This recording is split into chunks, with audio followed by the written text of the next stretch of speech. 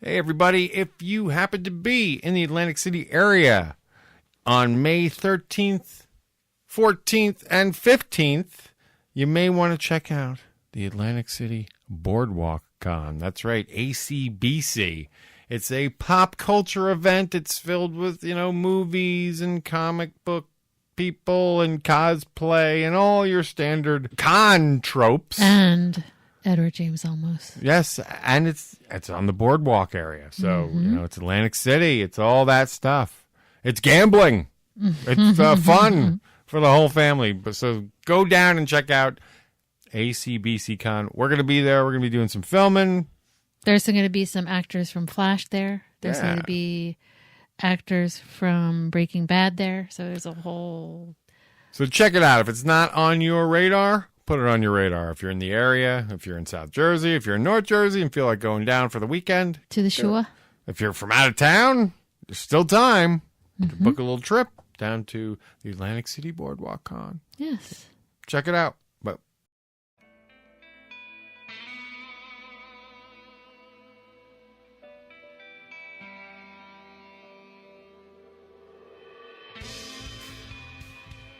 Hi, guys. This is Jean Holden, producer of the show. And I just wanted to take a minute to let you know where you can find us on the internet. Please go to ThatMan on Fatman.com. There you can find out all the things you need to know about the show. You'll be able to find links to the podcast, to YouTube, to Twitter, Facebook, even Instagram, and Snapchat. Thank you so much for listening, guys, and we hope you enjoy the show. today's show is brought to you by Death Wish Coffee. Death Wish Coffee, the strongest coffee in the world. This is Kevin Conroy, the voice of Batman, and I want to urge you to make a generous donation to the Wayne Foundation so we can stop the sexual trafficking of children. Do it, or I'll find you. And don't forget to check out our good friend of the show, Mark Live, over at chundertunes.com for all your podcast animation needs. ThatMan on Fatman is recorded with a Zoom H6 handy recorder. Zoom for creators. Disclaimer. The show you're about to experience is for entertainment purposes only. The hosts use mature language and conversation just like in most of life. If you're too uptight, this might not be for you. All that said, we really do hope you enjoy the show. But if you don't enjoy it, expect a nice big shipment of my joyous Joker juice on your doorstep in the very near future. Toodles! As the world's biggest Kevin Smith fan, I appreciate the fact that somebody finally made a podcast about that interesting motherfucker. So yes, you absolutely did the right thing. If I mean, I know it's kind of gross for me to be like, yes, doing a Kevin Smith podcast was fucking smart. Yeah. But I do feel like it was smart. I appreciate it. I think you were right to do that. Okay, what has two thumbs and is a huge fan of Kevin Smith? ThatMan! Yes, I am ThatMan. What are we going to do about the Pancake Master? We need a costumed vigilante is what we need. Justice can't be served unless it's being fought outside the system. Here's what we're going to do, eh? Oh, shit. It's ThatMan. Who is he? He's ThatMan. He's talking. What should we do? Oh, there he goes by in the Thatmobile. The what? Thatmobile, his car. Go get him, ThatMan. Well, once upon a time, a regular man read a book written by the Fat Man. Tough shit, written by old Kev Smith. Kev said go out and start a podcast, and so I did, and I had a real blast. But my obsession was driving my co-host nuts. Didn't want to bring the podcast down. Needed Porkchop Murphy to hang around. So I created a new show with one heck of a plan, and I'd call that show ThatMan on Fatman, because we're going to chat about Kevin Smith. That's right, let's talk about old Kev Smith. Hey, everybody, and welcome to this, That Man on Fatman, episode 3-11. I'm Scott Holden, and sitting with me here in the That Cave is Gene Holden. Hi, guys. We can kind of start to talk about this week's interview. Yes, my girls. This week was kind of fun. Yeah. Because we got 2 for the price of 1. Yeah, actually, it was just going to be my girl, and then it wound up being my girls. Yes, and I'm very glad I'm because... so happy. Yeah, we intended to have both these folks on, and they kind of killed 2 birds with 1 stone. Special gals. Without even asking. It was so easy. I know. It just kind of happened. Yeah. The only downside to this that you might experience out there is the connection. The Twitter connection on their end is not... it's okay, but they didn't have headphones on, so occasionally you'll get some cancellation. So... just have to bear with that a little bit. Still, all in all, good stuff, good quality. Yeah, it's good. It's good. It's funny. And so, why don't you share with us who is in the hot seat? Okay, Eileen Shapiro. And who is that? Eileen Shapiro. Well, I don't want to give it away. Okay, well, she's a reporter. Yeah, she's a reporter, and she's funny, and she's interviewed like some really cool people, and she knows a lot of cool people. She's just fun. And we cross her path a lot. Yeah, she loves Murr from Impractical Jokers. But as it turns out, we probably wouldn't cross her path near as much if it wasn't for the other person. And Celeste. The surprise guest, yes. And Celeste. The infamous Celeste. Yes. Who She's very sweet. She's like the super Impractical Jokers fan. She is. She's sort of notorious. She's part of the PBR Posse. She is. She's a good fan and friend of she really is. the guys over there at Where's Larry. And she was a little more quiet in the interview, and I think she kind of wanted it that way. Yeah. So she claims. Which is okay. I know. Both of them are sweet, but it's really fun, and that's why I like when she said she was there. It made it even better. Yeah. So I know that they perked us up during the week. They did. It was so great. The timing was perfect. Yeah. So we hope that this interview will perk you up during your week. Now, I want to just point out one weird, completely strange coincidence. Okay. That you like to pay attention to every now and then. Yeah. And this is a particularly weird one. The last one I pointed out was the use of the word phylum. Oh, although yes, I think that was on, I think that was on... I'm glad you remembered this. I think that was more on the... Yeah. I might have done that more on Twitter. But I just found it weird that I used the word phylum on this show. A word that, like, I've never pulled on a podcast. And then on the next education, I find the word phylum coming out of Kevin's mouth. So I just found that weird. That was just one. But this one was even weirder because this one, it's not like our show dropped and he might have listened to it and then, yeah, like, it's almost like your words reached his brain somehow. Yeah, this is just way too weird because, and it was such a strange pull. somehow. So during this interview, you're going to hear Eileen talk about Adam Ant. And it just popped into my mind, that every time I think of how much Peter Weller looked like Adam Ant in Buckaroo Banzai. Buckaroo Banzai. So, I want to see that now. So I make that mention to her during the interview, which occurred, when did we do this? Tuesday, maybe? It was Wednesday. So Wednesday of this week. Yeah. The next day. I think it was the next day, or it was no more than a day or two later. No, it was, it had to have been the next day. Kevin posted a picture of his new patch, which was... It's so fucked up. It was a Buckaroo Banzai patch. It was just so, I don't know. It's so weird. It's just, a very weird, but it happens shit like that clusters. is too odd. It happens in clusters. When it happens, it's funny. Yeah. Well, that truly is coincidence. Yeah, but that's crazy coincidence. I don't know if that's like synchronicity or some sort of like telepathic, like something. Or So that was just a weird thing. That anywhere you got to lift your spirits nowadays, you go for it. I know. All right. And cute. Speaking of spirit lifting, I hope you enjoy this interview. Yes, please. With Eileen and Celeste. Hey, everybody. I'm really excited tonight to finally have our friend, Eileen Shapiro on the show. And where did we meet our friend?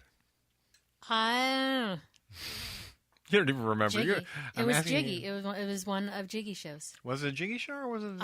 Yes. Or was it a staph infection show? Or No, it was not a staph infection show. Or was it? This is what I think it is. This is my memory. And right now, even if she shouted out, we can't hear her. We have her muted. She's so like even if she's screaming yelling her it head out, off we right can't say. now. I want to say it was one of the podcast shows, maybe the one of the not Impractical Jokers, when they play as tenderloins. Maybe one of the. Ooh, that could have been it too. I wonder if I hope she remembers because she'll be able to tell us. So she's a diehard fan of the Jokers, and she's a reporter, and she'll tell us all the various outlets she actually writes, like old fashioned like writing. So welcome to the show. I'm here.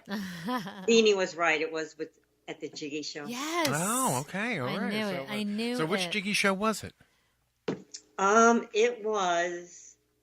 Oh my God! I think it was just him. The first one that he did, I think, at the Broadway Comedy Club, whatever. Yeah. That It was only that recently?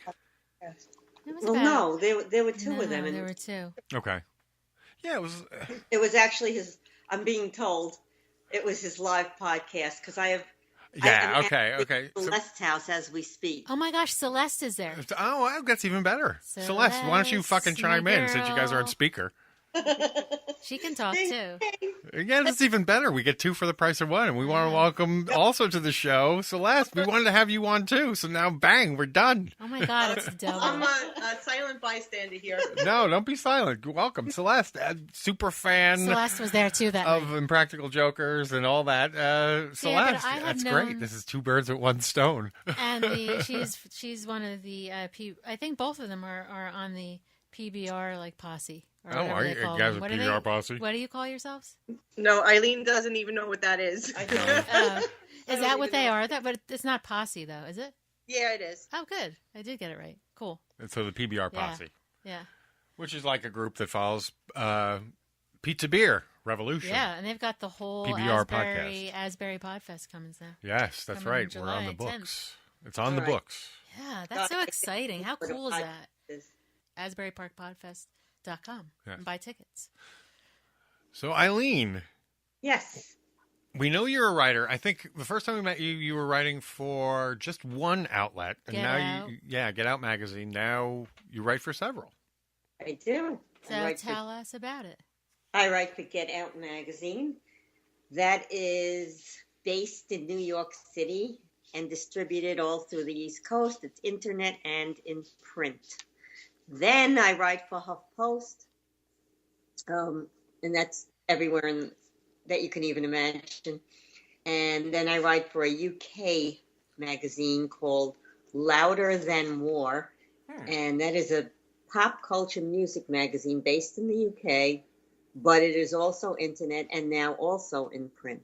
Cool. Only the Brits would have a title like that. That sounds awesome. That sounds really cool. Now, how did you get each of these? How did you All right, Get Out was easy. I used to own a gay bar, and Get Out is a predominantly gay magazine. And at my bar, well, it was more like a nightclub. I used to have guests from RuPaul Drag Race. Oh my God, you were kidding me! I know every single one of them. Trust me. Do you know RuPaul? Oh my God, I love that show. And my daughter, we're so obsessed with it. I did. And I had Michelle Visage be a judge for a that I run. So that was kind of fun. But anyway, so the Get Out publisher, Mike Todd, came in one day and he said, "Do you want to buy an ad?" And I said, "I'll buy an ad, but I can't design it, so you guys have to design it." And he said, "Well, we don't really do that." I said, "Well, then too bad." And we got to talking, we got to be friendly, and he asked me, what kind of events we were having, and I told him I was having, at that time it was Manila, I think, from Drag Race. And I said, "Hey, can I interview her for the magazine?" And he said, "Yes." So I started writing for Get Out maybe once a month, and then it kind of happened once a week. And now it's about 6 to 7 articles a week. Wow. That's pretty shrewd, actually. That was pretty shrewd. Good for you. Well, and then Huffington Post, I found out, I wanted to always write for them, so I found out how to do it. And I pitched myself, and they said yes. Here you go. And louder than more, the same thing. I'm an Adam Ant freak. Yes. They interviewed him a lot, so I said, I want to write for this magazine. And I became friends with the publisher of that, or as he calls himself, the boss, a lot more. And then he came to America, and I met him, and we became very good friends. And that's my sad story, and I'm sticking to it. Did you ever see Buckaroo Banzai? No. What is that? It was a movie. It's a cult movie from the 80s, but the character in it is played by Peter Weller. And Peter Weller looks to me like he's this like a super character in that he's like a surgeon and a rock star and a this and a that. Yeah. But when he's dressed up in rock regalia, he really looks like Adam Ant. Really? Yeah. Then I'm probably in love with him. Fine to know. Well, Peter Weller went on to be the original RoboCop.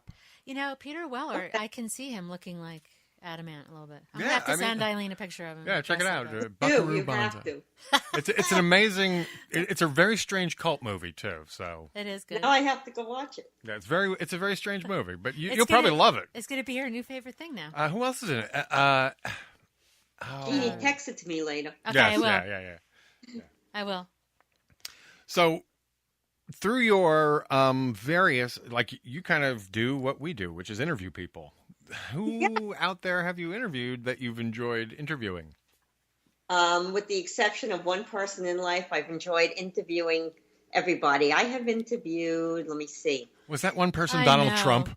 I know, No, you know what? See, it's like that thing now that we can't talk about that I'm dying to know. And I know that you won't say it, but I'm still dying to know. But it wasn't Donald Trump. It's like, please. No, but I would love to interview him because I think that he's really funny, and I think I could make him look like an asshole. Oh, whoops, wait, he already does. I was going to say, wait, that's easy. Am I allowed to say that on this? Yes, you Yes. can. You can say All you right. can say the F word if you so choose. Yes, he's a fucking asshole. There you go. Anyway, my favorite person is probably the nanny. She was good, and so was her ex-husband. Fran Drescher? Yes. Oh my God, I love her. And She who was her? amazing. And then we actually Celeste was there too. We got to meet her on a cruise. Oh my God, Celeste. How cool. It wasn't on the Joker's cruise, was it? No, not that kind of cruise. A one-day cruise around Manhattan.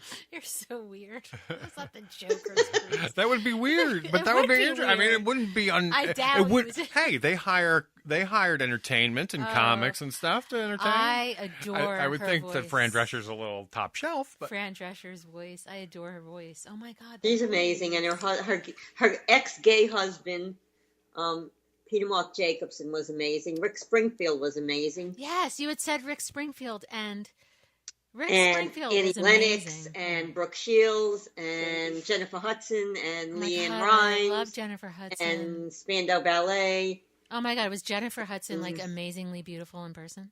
Did you meet her in person? I didn't meet her in person. It was a phone interview, Oh, but she yeah. was very, very sweet. Oh, she's so sweet. Oh my God. What an Yeah, I've angel. done Jodie Watley. I've done help me, Celeste. wow, Celeste Title. you've done Jodie Watley. Wow, What Jodie was that Watley. like? I remember her back Was in she the hot? Back in the 80s. I Was remember with two her. really hot guys that I'd like to do. You were Okay, so- well now we know the jury on that. I was going to say, you write for a gay paper. Are you yourself gay? I'm not, but I'm the biggest fag hag probably in the eastern whatever. Oh, The gotcha. Northeast. That's fine. That's fine. Yeah. All are welcome. All are welcome. It just is. It is what it is. So, what do you guys think of Lemonade? Lemonade? Yeah, Beyonce. Beyonce. Yeah. You know what? I'm not sure. I'm really not. I'm out on that one. Celeste, you knew exactly what I was talking about. Weigh I in. talking about, but I didn't watch it. You haven't watched it? Have you heard it? Have you heard the album? I've heard the story about it, but I haven't listened to it. No. Okay. God. Whatever she does is kind of cool anyway. So Oh my God. Yeah, It's I'm a amazing. Beyonce fan. Not hardcore, but I am a Beyonce fan. It's Yeah, it's- amazing. The album is amazing, and the movie is amazing. Even if myself, I'm a fan of her as an artist, and as how like when she does something, it like overtakes everything. No, you know, she's like in the world this- kind of stops in when this she does movie, something, and you she's- have to admire that. She's walking and like the world is like, I mean, it's moving all around her. It's like she's just walking, and it's she's like, the queen bee. What is going on? All she's doing is walking, but she has a confidence about her that is insane. Oh, she's gorgeous. She's gorgeous. Well, she has a it's body more than that though. won't quit. She has like this powerful like way about her that But is I feel bad for her insane. because of. I do too. I do. I do too. Because of why? Well, because he cheated on her. But Yeah. do you know if that's true? Because I've also I don't know. heard that I've heard this it's is a not. fictionalized. Yeah. I mean, everybody's been cheated on, and I so know. In fact, she loved him a lot. Yeah, but it's not the first time that he was accused of that. You let it happen, then I don't feel know bad about for her. see, this is where I get Get scared. This I is love where Celeste. this is where I get And scared. Jay-Z, can this I is say where I want to something get though? out immediately. No, you but guys this start, album, you guys these start to get songs- vicious. You guys personalize this shit. No, but this is what's going on. This album is bringing up things in women, and they're going Yes, home. and they're going home and like, attacking a taking woman who shit has a out. cooking show. Rachel Ray, like, come on. I mean, Jay-Z to me is not attractive at all. I'm sorry. I think No, he's gross. not to me either. So I mean, and the girl that he slept with is insanely beautiful. I mean, nothing compared So to is Beyonce. Beyonce. But that's what I mean. Like nothing compared Yeah, to her. hang on a minute there. I mean, but this other woman was But insanely beautiful. that's that old expression. A little strange. Yeah. But he's Show me a guy Yeah, who's you dating know the what? most beautiful He's woman in the the world, strange and I'll one. show you a guy who wants a little strange. one, and he's ugly with a capital E. But he happens. Well, at He least is. All right, hang on. Because of the Skype connection, we gotta stop every once in a while and give them a breather. Give ourselves a breather and let them talk. Yes. Go ahead, girls. You're just scared. No, you can talk. Go. Yeah. So anyway, you know what? A lot of people cheat on a lot of people, and if the person being cheated on is in love, you know, it's painful, and It that's why I hurts. feel bad for her. End of story. Yeah. I mean, I'm sure she'll recover. I'm I sure don't she know. already has. Oh my God, I'm sure. And you know, like the songs, it's like, you know, I don't need your money. I have my own. You know what I mean? She has her own. You know what? I mean, it's terrible that he cheated on her, but maybe he really didn't. Maybe this is just a ploy for them to make more money, because they will. That's what I see. I think It's all money. Well, I don't think that it's. I really think that it is what it is. It's an statement about, you know, particularly from a woman and a black woman's perspective of being cheated on. Okay, but I think that everybody can identify with this, and I don't know that it needs to be like this person is this person, that person is that person. From an artistic standpoint, it doesn't matter. Those parts are all interchangeable. Everybody has been cheated on, and that's what this is about. I think that process. I think many people can relate to it. Like, I think it's almost like it helps people to, you know, by watching it. Yeah. Well, you know what? Except for the guys who have to go when their wife listens to it and they get all pissed off and they, blah, blah, blah, you know, they sort of personalize it. Yeah, they like do. it's like, I haven't done anything, honey. Listen, I tried to make my ex-husband cheat on me. I begged him. I tried to set him up with someone to cheat on me with, but you know what? That's the truth. Oh my God, you're so funny. It's the truth, though. Now, why did you do that? Because I didn't really want him. I woke up one morning after having 3 kids and said, I don't even love this guy. What did I do? But and I didn't want him to be unhappy, so Aw. I wanted him to find someone, you know? Aw, I did. that's sweet. Well, I don't know how sweet That's it was weird. at the time. Celeste is like, sweet. That's really weird. Okay, now wait. Let's go back to the Beyonce thing. The latest is Jay-Z is now going to tell his story. In an album. And I'm sure That he no has. one will buy. His side. That no one will buy. No, people will buy it.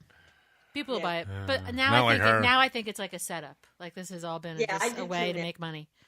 I But think hey, good for them. a lot of money off of this. Trust me, a lot. Oh, yeah.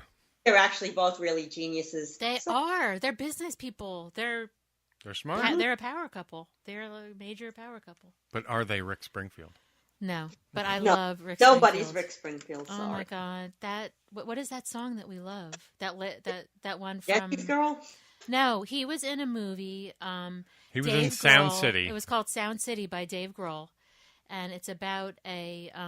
It's about Sound City, which was a studio in Right. California that had, you know, this old, You would love it. hand-wired Neve soundboard and all these. It's the story of the studio and the soundboard and all the kind of big hits it made. Oh my God, you wouldn't believe it. The big, and how it just like it. Whenever it seemed like this place was down and out because it was a dump. Yeah. Something would happen and it would reinvigorate it. So like when it was down and out the first time, then Nirvana came along and recorded Nevermind there. Yeah. And boom, then everybody started recording there. But then eventually, now you can make an album on your laptop or on your cell phone. Yeah. So people do.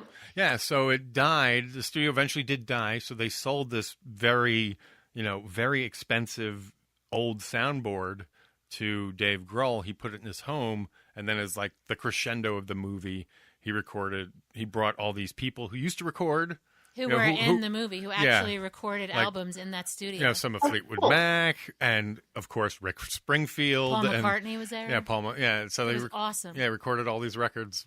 So they did an album together with the crescendo. But they interviewed Rick Springfield for the film, and it was so heartwarming too, because he's a really sensitive guy. His song kicked ass too. Oh my God, he's one of the best interviews I've ever had. I've interviewed him twice, by the way. Have you? Oh my God, he was You know what it is? I interviewed Cyndi Lauper. Oh my God, I love her. And he read it, okay, and he liked it, and he had his PR people get in touch with me. Cool, Eileen. And the last interview I did, he thanked me and told me he loved my questions, which is really a big deal. I mean, know. in life, I wanted to interview 3 people. I wanted to meet 3 people and interview 3 people, okay? And who were they? This is so great. All right, one of them was Rick Springfield, no problem. The other was Billy Idol. I met Billy Idol many, many times, but I've never interviewed him. And the last one was Adam Ant, who I've met, but still haven't interviewed him, but I will. Yes. Your review on his. Oh yeah, I did a review. I actually reviewed one of his concerts, and he actually put it on the sleeve of one of his albums, which was very cool. Wow, that's awesome. That's a big deal. Yeah, it was a big deal. And now, you know who the New York Dolls are? Yes. All right. Well, I happen to be. We've watched Vinyl. No, we knew who the New York Dolls were before Vinyl. Well, David Johansen, I reviewed him and interviewed him many, many, many times, and we actually became friends. And he just put another review that I did on him. You mean Buster Poindexter? Yes. Mm-hmm. Buster Poindexter. That's so cool. He's gone back now. He's David Johansen again, correct? He's both. Oh, he uses both. So it just depends on how he performs. He's actually Mara Hennessy. Whoops, did I say that? That's his wife. Oh, okay.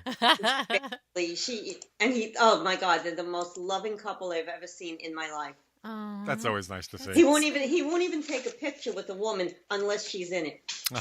There you go. And he's just a nice person and very cool and very, very cool. And he was always a great interview. I mean, I've interviewed so many great people. Sandra Bernhard, I've interviewed her 8 times. Oh my God, what a ride! She's a very interesting character. She's very. And we actually became friendly, and after you interview someone 8 times, you kind of get to know them. Yeah, I was a huge Letterman fan, so and she was always on Letterman in the 80s. Yes, she was. She was a staple.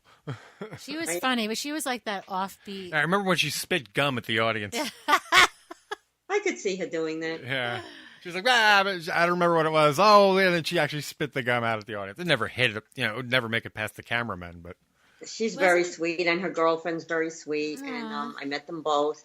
I actually met them because I interviewed Michelle Lee from Knots Landing, who was her bestie. Oh, I never knew that. Yeah. Michelle Lee. Wow. Michelle Lee. Brooke Shields was very nice. She spoke on the phone for almost 2 hours. Now she is straight. Yeah, she's straight. I interviewed you don't have to. You don't even have to tell me that. No, most of the people I interview are straight, but they have a gay fan base. So you fell in with Jiggy. Yeah, I know you interviewed Jiggy. I did for the Gay Magazine. But he is straight. He is straight. Yeah. Is that one of your first questions? No, the first question to Jiggy was, "I hear you landscape. Is that true?" Manscape. Is that true? And he had to admit it. Yes. Oh my God, what a great question! But why is that an uncomfortable question? It wasn't uncomfortable for him. She didn't even say hello to him. I just asked him that question. Yeah, he said hello. I said, "Is it true that you manscape?" But who does it nowadays? Just skip the hello and just get to business. But do you know how I He's knew adorable that anyway. he manscaped? That was via Celeste. Oh, okay.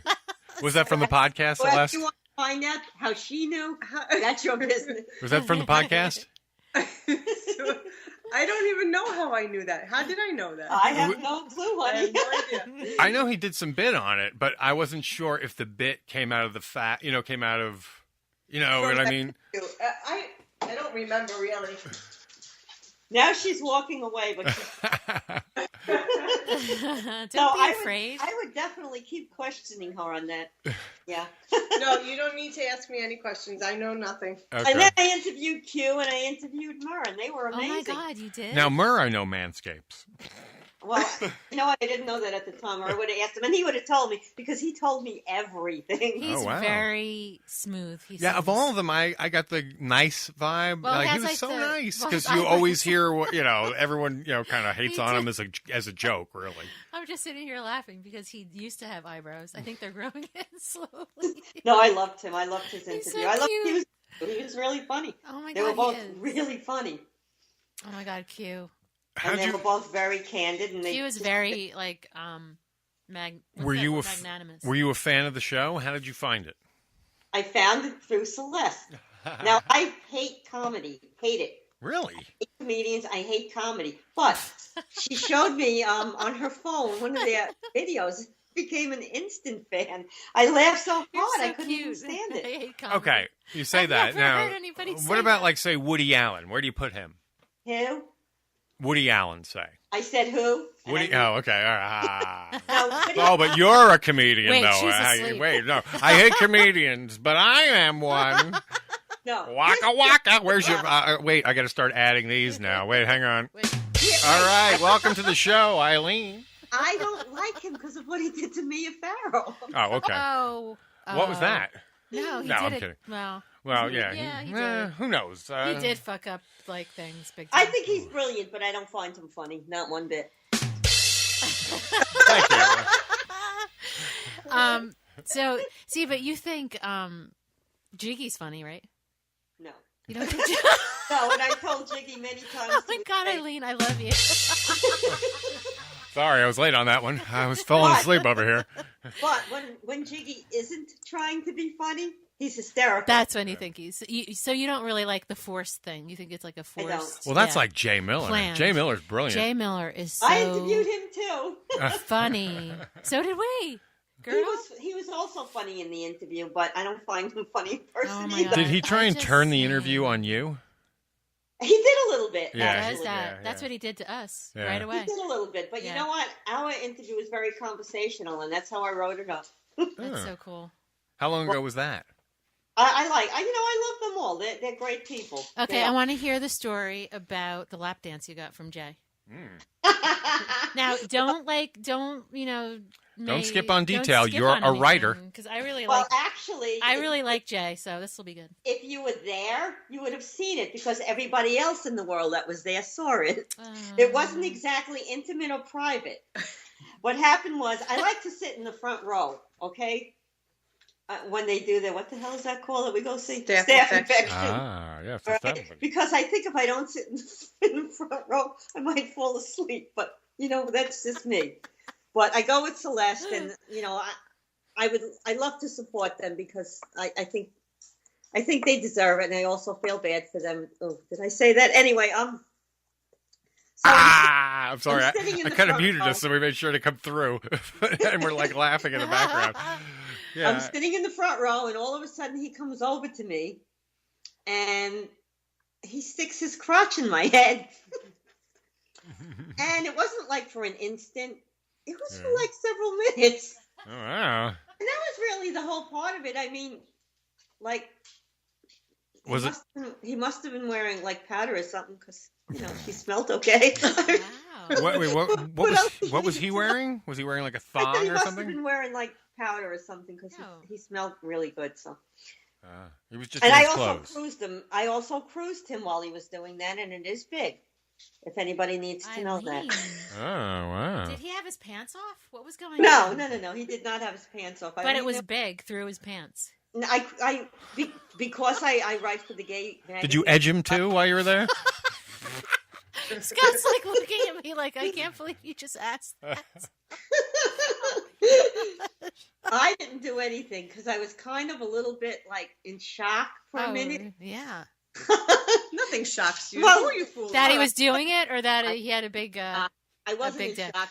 I was actually. What was I? I'm muting you for a second, Gene. You're hogging. I was very honored to be part of his act. Let's put it that way. Okay now. Hey now. But yes, you should have been there. You would have seen it all. Oh, I'm sorry I missed that. It was definitely interesting, and it was fun. That was the first one I made you go to, too. That was the first one you made me go to. Yeah. Yeah, Initiation. that was my initiation to staph infection. That is correct. Did you leave I with think one? Q was there that night too, Yeah, and he was he a was. little bit drunk. So what? Here we go. What was your perspective the night that Gene had a fallout? You know what? I didn't know until we were like talking before, and I actually left you, and I was like, I better go get Gene, and that's when, oh my God, someone fell. Oh my God. And I was with Danny. I remember that. Oh, we were sitting in the front row, and I'm not seeing Celeste. I'm like, where's Celeste? Celeste, did And you see her fall? And then, like, the show started, and Danny had told me what had happened, and I'm like, oh my God. Yeah. I was actually really, really, really, like, after the show, I was like, can anyone find out how she is? And Celeste was texting you guys, and you guys weren't answering all the way home on the train. Well, when I drive, I just don't answer texts. Yeah. Right. Until I get home. And Jean was a little under the weather. Yeah, she was still. Under the weather, so I get that. Yeah, and she was. You know what, Jeannie? How did you feel? How did you feel? Can I ask you that? Of course. What do you mean, though? How did I feel? Like physically, emotionally, mentally, everything. Like, what were you? I don't know. It scared me that I couldn't remember what happened.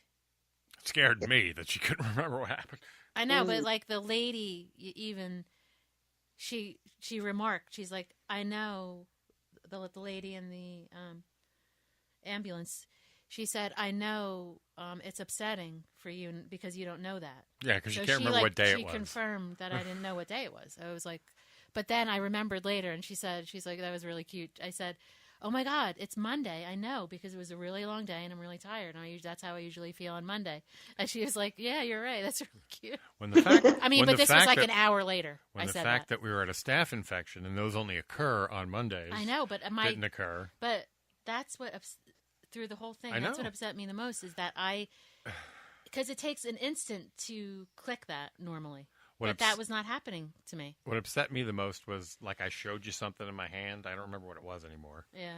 And I said, do you remember that I showed you this a moment ago? And you said, no. And I said, okay. Yeah. And I didn't even try. Yeah, and then, so I waited a few more. I said, okay, here, look, I'm showing it to you. Remember this. And then I closed my hand, and maybe it was my keys. I don't remember what it was. But so then a few seconds, 15, 20, 30 seconds went by. I opened up my hand. I said, do you remember that I showed you this a few seconds ago? And she said, no. And the thing that scared me the most was she didn't even know to lie. Right. Like, she didn't even know to lie that she didn't remember it. She thought there was like a look on her face like, are you playing a joke on me? Yeah, like, why are you doing that? So it was like, essentially, she wasn't processing short-term memory, and it was really scary. That's the part that bothers me. It's like, is she going to be stuck like this? Is she going to remember? Stuck like this. Not remembering anything. I'm glad that you're fully recovered. Oh, you guys are so sweet, and Celeste for staying with me. And we haven't been able to get to a staph infection since. I know, and we've tried, and we've paid each time and never gotten it. Like, wait a minute.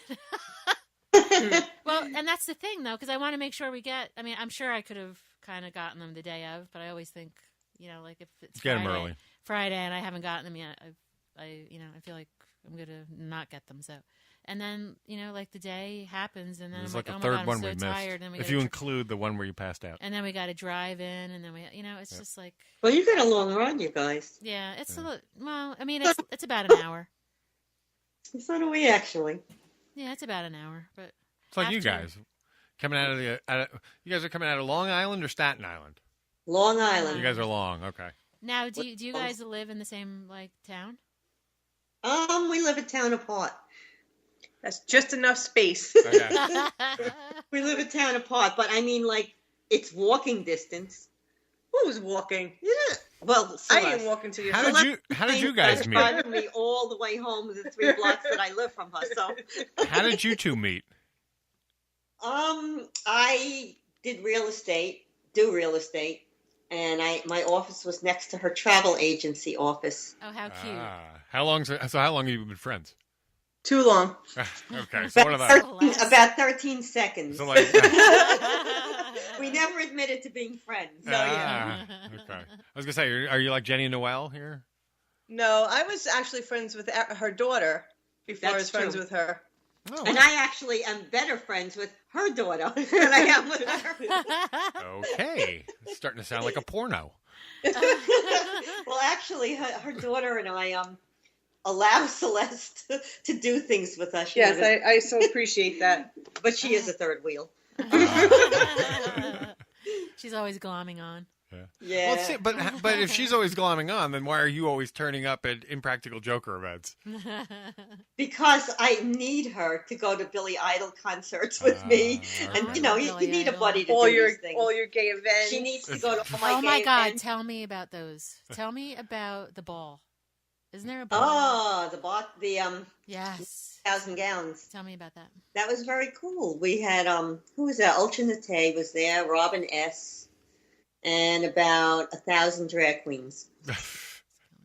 And it's a very cool thing. They're royalty. They're all part of the Imperial Court of New York, and they all have titles. Like they're all either princesses or dukes or they're just all royalty, and they take it very seriously. Yes. So it's hard not to laugh at it, and they know I laugh at it. And they're all great people, and they have a great show. And all they do all year long is charity work. That's all they do. Wow. And they have this ball, and they donate to gay youth societies and HIV things, and just they're amazing people, and they like dedicate their lives to this. Oh my God! And the ball is very exciting. It's very glamorous. It's very fancy. Tickets are like $500 to get in. God. Yeah. I love but that. What Get Out does is we cover the whole thing from start to finish. So they let us in. But it's, they have all kinds of events like this. Matter of fact, June 1st, we have the Get Out Awards in Manhattan, if you guys want to drop by. We have a lot of great guests this year. Which, by the way, you don't even know this yet, Celeste, but Ricky Rebel is coming from Los Angeles to perform. Oh, yeah? Yes, he is. We have Ricky Rebel. He used to be in the boy band No Authority. Okay. We have I have Rob Fusari. He was actually Lady Gaga's ex. They wound up suing each other for like $30 million, but he wrote most of the songs on her first album. She's very much changed her image in a quick flip-flop. Yeah, definitely. Yeah. And the funny thing is, I'm always asked to review her and Tony Bennett. I'm like, I can't even listen to Tony Bennett. So it's a problem. But my mother loves it. Yeah, my mother didn't even love it. Maybe my great-grandmother, but I mean, Tony Bennett, really? Whatever. Yeah. But she's talented. Hey, she's what she's giving herself is a sort of a legitimacy that is hard to get a lot of other ways. Well, you know what? I think she was fake cool. I think she was always like that and just had to be cool, like, until she became famous. Right. And then that she was like, fuck the cool. Now I can go sing with Tony Bennett. Please tell me someone's not clipping their nails there. Oh, no, I'm sorry. I'm clicking the mouse. I won't do that. Yeah, she's clicking. I have to do travel work. I Celeste, yes. So how did you fall into the Jokers? Because it's your Joker connection that obviously pulled Eileen in. So my daughter was watching it one day and said, "Ma, you have to watch this," so I did, and that was it. And how long ago are we talking? What season? Yeah, first season. Oh, so it was first season. Yeah. And then you just said, "Oh, these guys are playing at this place, and I'm going to go see them." As simple as that? Yeah, the Best Buy Theater, and I think it was December 2013. Oh, wow. She probably knows the exact date, the exact minute. I think it was December 5th, but I have to check. She has a scrapbook made of the event. with pictures of all of them and hearts. Who's your favorite? Who's your favorite, Celeste? Every day it's different. It's Q. No, I like Q, but I love Joe. I know. Yeah, he's so But then funny. sometimes I love Murr, and then Sal. It changes every day. Yeah, it's hard to pick. I know, it's hard. To me, I mean, I just think, and I think the Jokers would actually agree. I mean, comedically, Joe is built for comedy. in every way, shape, or form. His mugs to the camera, his body, the way he's able to use it. The guy is just built to be funny. He is. He is, and he's sweet. He's a really man. Yeah, he really. I mean, I've met him in passing. I'm sure he wouldn't be able to point me out in a lineup, but yes, I mean, he was very nice to me. He's very nice. Yeah, I feel like he's nice to a lot of people. My favorite is Murr. The only thing that worries me about Joe, from what they've talked about, is he likes the casinos a bit. Really? Yeah. But what's wrong with that? Fine when you're winning. Well, it's when you're losing, it's not so good. Yeah, I know, but he just has to be careful. I'm sure that they help each other out. Well, I also know that he doesn't drink and he doesn't do anything. Yeah, so let him gamble if he wants. Let him gamble. And Oh it's fine. That's fine. But the only thing is that's a very dangerous one. Yeah, it is a dangerous thing. But if it's an ism, now you have the money to do it. I mean, Well, any but- habit that you have, if you can support it, it's cool. Yeah. But not. That sounds really. Hey, until the only way I know how to feel anything is I gotta drop $8,000. Well, See, but to I'm him- numb inside unless I've got 30,000 on the line. No, but those are people that have nothing and jump out of the window. Well, They pretty walk much. out of Look, the Billy hotel. Idol was a heroin addict. all Oh his my life. God, Billy Yeah. Idol. He's I fine. know. He's fine. He's fine. good. Did a lot of coke too Yeah, he's good. Cute. back in the 80s. Yeah. He admits to heroin. I don't know about coke so much, but he does admit to heroin. Well, if you admit to heroin, what's coke? Yeah, exactly. No, a drug is a drug is a drug. Yeah, I mean, like usually most heroin addicts do coke to stay awake to feel the heroin. Oh my God. You know, the heroin epidemic now is so bad. Yeah, it really It's is. so It's funny. It's bad. worse now than it ever was in the 70s. Oh my God. Because So- it's cheap now. because It never it's used to be so cheap. And it's cheap to actually compete with fucking pills. Oh my God. Yeah. Like It's that's so now the logic. scary. I don't want to spend all these thousands of dollars on illegal Percocets, and I'll buy heroin. I'm it's gonna get a cheaper cheap and lasts downer. longer. Easy And to get. feels better. And they have an antidote now if you overdose. So. Well, tell that to Prince. Yeah. Ooh. I'm just saying. I mean, that's a fact. Ooh. I loved Prince. I did too. I mean, it sucks that for a guy who had such a notorious anti-drug reputation, it really did. I mean, it didn't come as a shock. Whenever you hear someone 57 dies, you think first thing it's like, Wonder ooh, why, yeah. yeah. I mean, something weird happened. That's true. Yeah. So, yeah. Well, But yeah. always. I mean, he was amazing. Do you you think- know what? He was. Do you think that's a thing now? Do you think that like dope fiends are like, oh well, hey, there's Hot Shot now. I'll carry some with me. Well, you can. You know get, what? I don't know because I don't know how they feel because I'm not. You know what I mean? Yeah. So I can't really say. I'm Ooh, not. how do we wander into this? I drug, but I don't. I'm like high on life. One of those. Gotcha. Yeah. Yeah. Let's not talk about this anymore. Okay. I It's agree. kind of a downer. So Eileen was saying that Murr is her favorite. So what is it about Murr, Eileen? that Just tickles because I your fancy? interviewed him and he was so funny and so nice. And he went out on a limb. Matter of fact, he told me something, and his publicist had to call me back and say, "Please don't print that. He wasn't supposed to say it." Oh, Oh my okay. God. I was gonna ask you what was the most revealing Like, thing he ooh, said. ooh, say it. Okay, but let me amend that. What's the most revealing thing he said that he was allowed to say? Well, now I can say it. He actually told me about the cruise before it was a definite thing. Oh, okay. And a couple other things. I don't remember what they were, but the publicist, I knew their publicists because they had given me Melissa Etheridge and Leanne Rimes and Jennifer Hudson. No, it doesn't.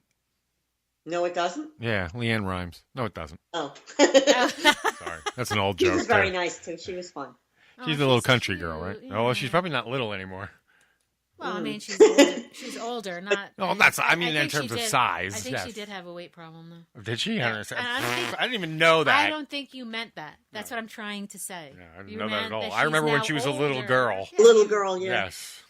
She's very sweet, and she, you know what? So she left a husband and married another husband She that had was a someone heart. else's husband. You know what? It happens. It does. Isn't that what But they all do? she was very cool. You know, when I write, I don't like to write anything negative, Yeah. and I don't like to get into controversy because I feel that when people read an entertainment magazine, they want to be happy. Yeah, Right. I agree. You have the Inquirer, and you have like People, and all of those to do that. So I like to be like happy and say nice things. Well, she told me an earful. I had to print it, and she insisted on it. Let me just tell you that. Like what? Well, no, she was just telling me how all the magazines make money on her and her story with leaving. You know, they both left their spouses for one another. And you're sitting there like, This is terrible. This is the worst catastrophe that the world saw for humanity and all the fans been screaming about. all right, there you go. That was a really bad one. Sorry. It came in way louder than I thought, too. I liked it. Well, and it's like old timey, so it Yeah. sounds like. The Hinden- it sounds like a tin. Yeah. In actuality, You know, this I've is. gotten a lot of celebrities to say a lot of things that they probably wish they hadn't. But I mean, not that I printed it, but I mean, some of them were pretty personal. Fran Drescher's husband is still in love with her. I mean, things like that. Wow. Like to the point where he was almost crying. I mean, Oh my God. that's so yeah, sweet. yeah. Wow. But you know what? He's gay and he can't help it, and that's Isn't- the way it is. But I mean, people tell me things like as if I'm their psychiatrist. Yeah, But, well, yeah, well, absolutely. Tell me. Well, a lot I mean, of them. sometimes people can work things like that out. You never know. Yeah, I know. That's actually true. But I've gotten, you know, I'm very fortunate. Like I said, I only had one terrible interview, and it was actually funny. I had to interview this lesbian who was a country singer. Now, country isn't my thing, but all right, I'll do it. Wait a minute. Is this a very popular person? No, Oh, I don't. okay. I So don't it's- even remember her name. It's not whom I'm thinking of. No. She Who? actually was.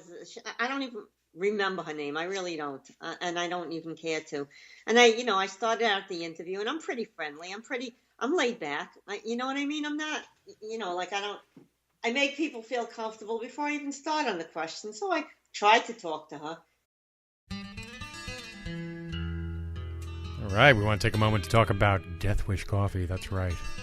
Ladies and gentlemen, do yourself a favor and get over to deathwishcoffee.com. And there you can buy the strongest coffee known to man without a prescription. The world's strongest coffee ever. Yes, as proudly displayed on my wife's sweatshirt over there. Yes, on my body, Yes. on my mug, Yes, on it's my on my mug. K-cups. Not, Yes, and you'll know them by their telling sign of the skull and crossbones. It's that tells so you good. exactly what you're in for. It's that used to be the international symbol for poison, but now it is the symbol for good damn coffee. It's awesome. Without milk, with milk, you don't really need it because it's strong. But It's not bitter? Not bitter. So you don't even need milk. You don't even need sugar, but you can add it if you'd like. It's just really, really the perfect, strongest, most awesome coffee. Become a junkie of Death Wish, just like the Anderson Council. And We got them hooked. again, deathwishcoffee.com. Thank you very Enjoy much. it.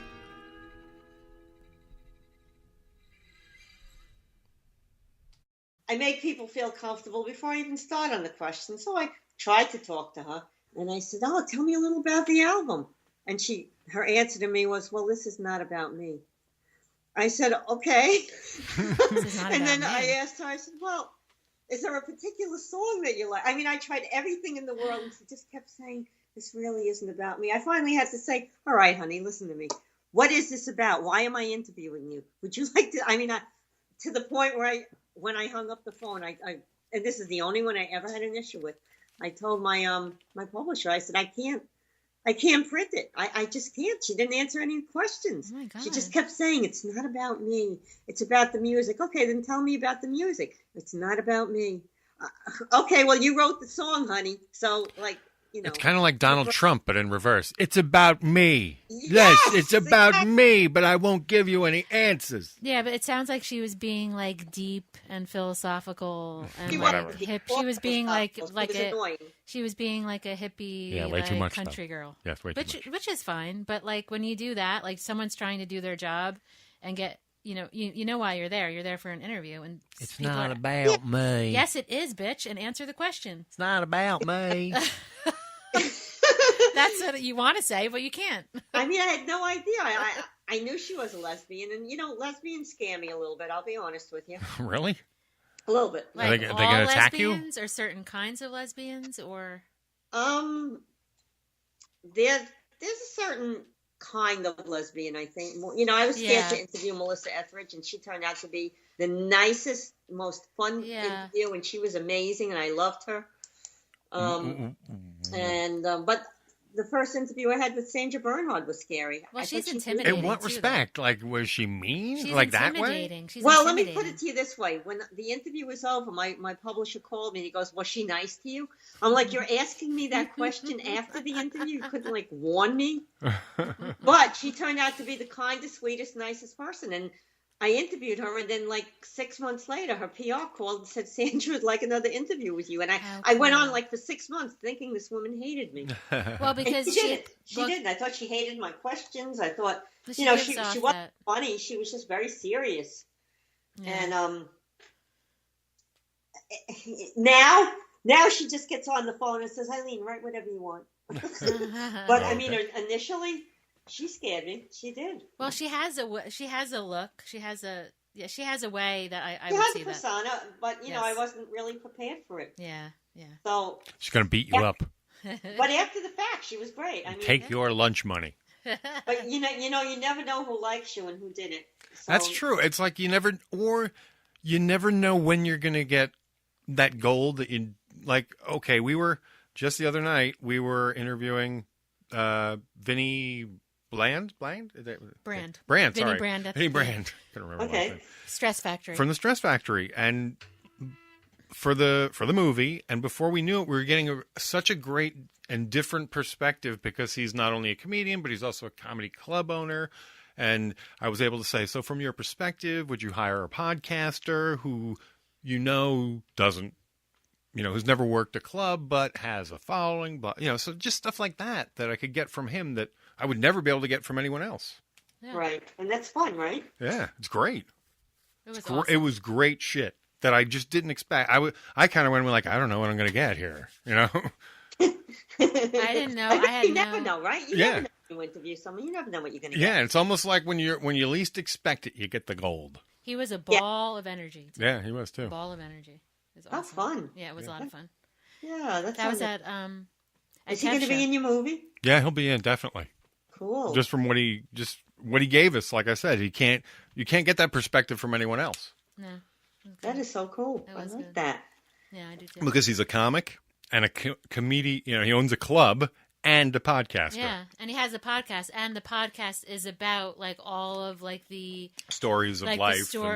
Like the back, like the scenes in the background, that go on in the club that no one knows about. It's kind of cool. It's fun. All right, I'm going to pull a Jay Miller. Oh no. Who's the most fun, best person you ever interviewed? Who'd you enjoy the most? Enjoy the most? Yeah, enjoy. There's a lot. We enjoyed a lot. Ernie was good. You can say more than one. It's okay. Bob Hawke, we enjoyed a lot. I have to say, especially after re-listening to it, Marco Costello. Oh yeah, Marco's was amazing. Yeah, it was a fun time. Dear rest his soul. Yeah. Who else? Obviously Kevin, but Kevin, I was just so nervous. Oh my God! Can I tell you, Kevin was so cute at that interview. So as an interviewer, when I watch it now, because I have video footage, I see an interviewer who clung to his questions like a crutch, if you know what I mean. Mm-hmm. I was so nervous that I just kept going back to that questions. Whereas today, if I did that interview, I would throw my questions out the window. Yeah. I would just kind of go from the gut. That's a good question. Did you ever use interview questions that you wish you hadn't used? Yeah, right there. Kevin Smith himself. I mean, it came out all right, but like I said, I got so nervous, I was crutched by them. You know what I mean? Like I keep referring. If you see my uncut footage, not what airs on our show, but and you even hear Kevin reassuring me that it's okay. This will come out. This will come out in editing. Well, you know which one was great? Wait, this one, Michael Rooker, was amazing. Yeah, so funny and very unexpected. Yes. And who is he? Walking Dead. He was okay. Mallrats. He's the bad guy, sort of. He's the bad dad. He's the dad. He's the dad in Mallrats. He's yeah. So That you've was. Interviewed some biggies there. I know. Yeah, we've had. It's been wild. Yeah. That was a good one because he was just like off the cuff. Funny. In a couple weeks. Yes. Nice. Yes, that'll be big for us. Nice. Are we going to keep that in? Well, That'll be a surprise. We'll cut it from the show, but you guys should come to the Get Out Awards. You'll find some people to. Oh, that would be. Oh, fun. we would love I to. would That'd be that. great. Oh my god! All right, well then come. We're big supporters of the community. Yes. We're within the community. Yeah. I mean, tell me about that, Scott, please. What would you like to know? Anything you want to say? That I'm bi and Scott's bi. Yeah, we're both bi. I knew that. I did know that. I think you would. I mean, yeah. No, I knew that because I think Jeannie told me, actually. Actually, I did. I told her a while ago. She was a while ago. The only person that knew. I mean, if she told people, I don't care. Yeah. Or if she really didn't. But but it's not something that even matter. It's not a big deal. We came out when the Supreme Court thing came out. Right. I mean, that's when we came out publicly. But we had friends who knew already. Yeah. So Eileen, we were just talking one night, and I just said, "No, you were telling me where you write, who you write for," and I said, "Oh, Scott and I are bi." Yeah. And it just kind of flew out. Like I've known you forever. I was like, oh, okay. I can tell her this. We knew each other 5 minutes, but really I didn't think anything of it because, And because here's, it isn't a thing. Really, I bet you I'll know why. Because usually here's the assumption. You write for a gay paper, you must be gay. It's okay to tell gay people because they're not going to judge you.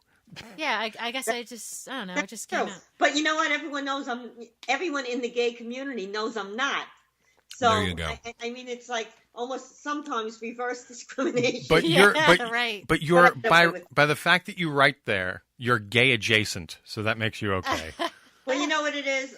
Like I said, I'm a fag hag, fruit fly, whatever you want to call it. So I'm kind of like a friend of mine once said, "Well, you're biologically straight, but as far as the rest of it goes, I'm not sure." I was going to say, have you ever tried? Do you know for sure? Sometimes you got to test that. Man. You're what? Fully knew, we didn't like the same type of men, so it was cool. Okay. So there you go. But I forgot about that. But no, come to the awards. You'll have a great time. Cool. You'll meet a lot of people. Cool. Nice. Thank you. We would love to. Billionaire banker turned rock star. Oh, good. He's a character. Wow. Sounds like I interviewed him like 6 or 7 times. Nice. Problem with him though, he really talks a lot. And it's hard when you're not doing a podcast, when you're actually writing all of this. Oh, well, I know how to shut him up. Ooga. No. Okay. But no, there's going to be a lot of very cool. Sandra Bernhardt's getting an award. She's not showing up, but I mean, she did a acceptance video and everything. What is she getting an award for? I think I want to say Diva Icon. Ooh, nice. See, now I can't believe you haven't interviewed Bob Hawke yet. I haven't. See, well. But I will. Yeah, I was going to say, we're going to remedy that. Bob Hawke is an amazing man. Yeah, we want to get you with Bob and with the obviously the filmmakers tie and oh yeah, that would be great. I really never Ty and JJ. You know why? Because I believe that everybody needs a fair chance. I really do. I hope when my book comes out, like people really interview me. Yes. Yes. I'll probably wind up writing my own interview. Now talk about your book, please. Now. So you're working on a book now. It's nice segue. I am. It's called Precious Little Devils, and it will be out in July, but I will have copies by the Get Out Awards, I believe. I was going to say, so you're done with it. Oh, yeah. Can I get a galley? No. You can. Is our galleys out already? Not yet, but when it is, it's you. To get a quote. Who's doing the audiobook? I don't know. I'm not going to do it. So you're going to have someone do voice work? I want a man to do it. Really? Yeah. You want your voice to be that of a man's? Well, it's not an autobiography. I'm working on that, but So what is? It's fiction. It's a really cool story. It has gay undertones, of course. but it's not about gay, and it's. You know what? I don't even want to tell you. It's a cool book. It is. Cool. It's a really fast read. It comes with a screenplay Ooh, that I was gonna Netflix was actually interested in. Oh. Wow, Eileen. And I did the Yeah, screenplay before the book, which is weird, but No. that's okay. Because you know what? Kevin Smith even says, "What are you, a format snob?" It really, it's just a story's a story, Yeah, like, and it's your way. It's your that's all vision. just formatting. It's so pretty cool. much. Yeah, because most people don't know Hitchhiker's Guide to the Galaxy was a radio play long before it was a book. I believe that. Yeah. That is so cool. Yes. That is. That really is. And it actually came. So he went back and wrote the book from listening to his own radio show, essentially. Huh. That's, you know what? I wrote the book for my own screenplay. There you go. And that's not. I mean, it's just a story. You're modifying. You're just adding the "she said" as opposed to up front, having your description. Well, I had written I had a bestseller years and years and years ago. The Star Trek medical reference. Holy manual. cow! The what? The Star Trek medical reference manual. Oh my Cool. What year was God. that? Eileen. I'd be dating my own self, honey, but it was a while ago. Is it 80s we're talking? Because I remember I was a bit of a Trekkie, Yeah, and I Scott's a remember, Trekkie. thumbing through a bunch of these books. I don't know the nursing one, but like I had, say... Well, you know what? You need to look this up because it was very cool. It's under my maiden name, though. Like, it's before I got married. Okay. And it's under Eileen Palestine. So just look it up. Palestine? Palestine, yes. Wow. For real. Wow, that's interesting For last name. realsies. Yeah. Yeah. Are you Palestinian? No. I'm just Jewish. Okay. You were okay. Fine. There's no war raging within you. Yeah, well, no, I'm not even that Jewish. The name is Jewish. Let's put it that way. Gotcha. Secular. Yeah. But, My favorite. No, I used to write science fiction. That's all I did. Wow. I wrote for there was a Star Wars magazine out. I wrote for that. I wrote for the Star Trek poster book. Wow. So you're a female nerd long before it was chic. I was. And I think it was chic then, a little bit. It really, I don't think it really became chic until 2001, and No, it was chic in like certain circles, not like. That's what I'm trying to say. Yeah. Well, I was always into comics, but trust me, they were not like they are now. There was a time when wearing a superhero shirt kind of made you a dork. Let me tell you something. I went to that comic book thing to see who did we go to see for Derek, my grandson. Oh yeah, that's right. Loves this guy. What was his name? Oh, no, Some Japanese guy who came from Japan for the first time, and he makes those cute little, really pretty little. I don't know what they're called. Anime. Oh, anime? Yeah. Okay. Yeah. And hentai and all that crazy stuff that goes on over there? Yeah, and Derek wanted to meet him, so we went. And there was a lottery to meet him, and there were like people. They came out of that room like crying. Oh my God! They were so into. He's such like a cult thing. Yeah. I mean, like a god. And that's the era we're living in, and you never even heard of him. I never heard of him, but I mean, these kids. They weren't kids. They were like old. Yeah. And they came out crying, and I asked Derek. I said, Derek, what did he say to you? And he said, well, he only speaks Japanese. I'm like, oh, my God. So he didn't say anything to me. Well, he did have a translator. His translator said, Ice Cube. What Derek cared about was actually meeting him and getting his autograph. And he gave everyone like a beautiful, like, I don't even know what it was, like a ceramic tile, I guess it was. And he autographed everyone's Japanese name, which was kind of cool. Yeah. That's really nice. That is interesting. Cool. So we're talking about, that was NYC Comic Con 2015, I believe, right?